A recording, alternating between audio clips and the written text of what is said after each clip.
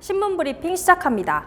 먼저 새해를 맞아 강원도 자치단체장들이 보낸 신년 인사를 통해 2023년도 도내 주요 사업들을 살펴보겠습니다.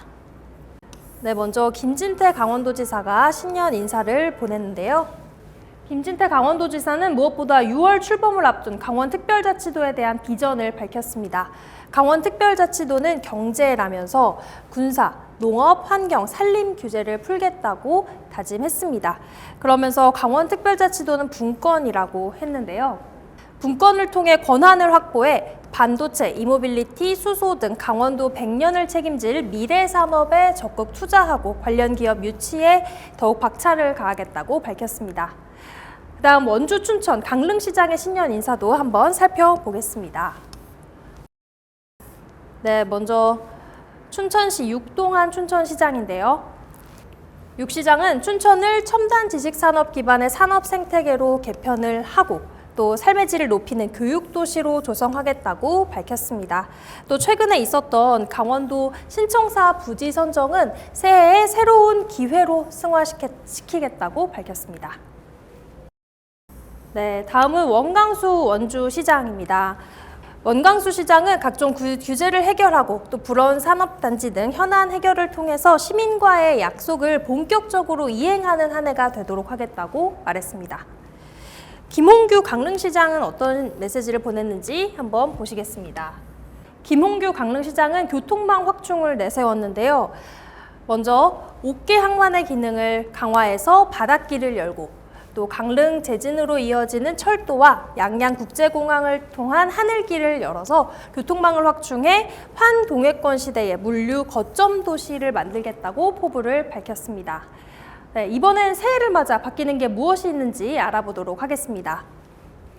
강원일보 기사인데요. 전기 버스 쓰레기 봉투까지 새해 공공요금 줄줄이 인상이라는 기사입니다. 자세히 한번 보시겠습니다. 새해를 맞아 공공요금이 줄줄이 올랐는데요. 먼저 전기요금입니다. 올해 1분기부터 전기요금이 킬로와트시당 13.1원 인상됐습니다. 인상률은 6.5%로 역대 최대 폭이고요. 이렇게 오름으로써 4인 가구에 청구되는 전기요금은 이달부터 월 52,000원대에서 57,000원대로 4,000원 이상 오르게 되었습니다. 전기요금에 이어 시내버스 요금도 올랐습니다. 일반 버스 요금은 기존 1,400원이었는데 1,700원으로 올랐고요. 좌석버스 요금은 기존 2,000원에서 2,400원으로 올랐습니다. 도는 이번 인상이 최저임금 인상 등 물가 상승에 따른 운송 비용이 증가했고 코로나19로 인해서 버스 이용객과 매출액이 급감함으로써 인상을 할 수밖에 없었다고 밝혔습니다. 한편 버스 완전 공영제를 운영 중인 정선군의 경우 기존 요금 1,000원이 유지됩니다. 또 수도요금, 종량제 봉투 가격도 올랐습니다. 상하수도 요금이 오른 곳은 강릉시인데요. 강릉시는 이달 고지분부터 요금을 평균 10% 인상합니다. 또 정선구는요, 1일부터 종량제 쓰레기 봉투 가격을 인상을 하는데요. 가장 많이 판매되는 20리터 봉투의 경우 기존 280원에서 420원으로 50% 올랐습니다.